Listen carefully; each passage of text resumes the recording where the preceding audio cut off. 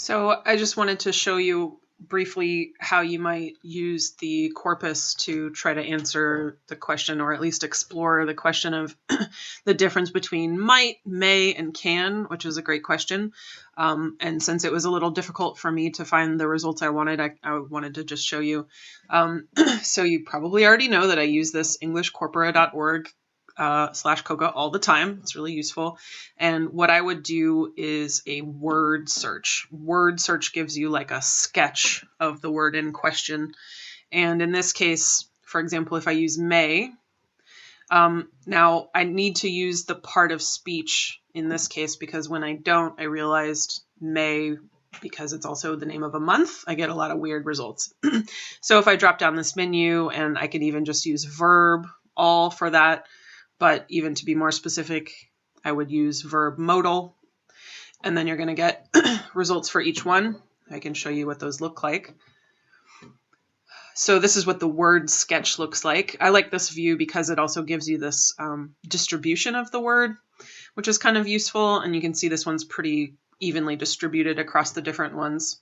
Now, since we're looking at basically modal verbs, these topics and collocates are not very useful, so you can ignore those in this case, but normally those are really nice to see. But I do have these nice clusters that give me some good indications of grammar chunks that are the most typical. These are always marked by frequency, so most common, etc.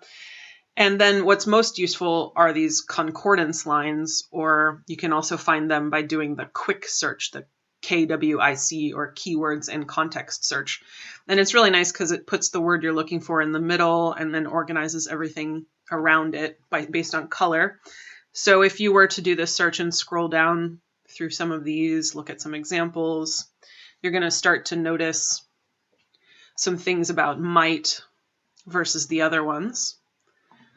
For example, if I look at may, one thing I notice here is the distribution is very academic, so that's one difference between the other words. Again, I'm going to ignore this stuff, and also definition and synonyms isn't always useful in the case of something like a modal verb. But still, I have those clusters, and I have the concordance lines, so I can look down here, start seeing some really nice examples.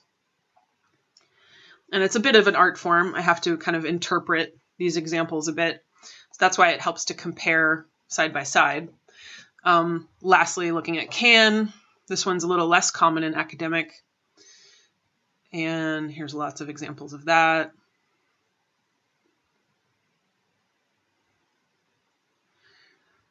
So I wanted to show you this partly because the first time I tried to do the search, it just didn't really work very well when I did a compare, which is what I would normally suggest, but probably due to the nature of modal verbs, etc., that just doesn't really give me much information. So instead, I would suggest this word search. It's really nice. And in general, when it comes to content words, like these are function words, but when it comes to content words, this is a really great way to get an overview of the word, its meaning, its use, its friends, collocates, etc. So yeah, give that a try, and you might start to get an even better sense of the differences between those words. Hope that helps.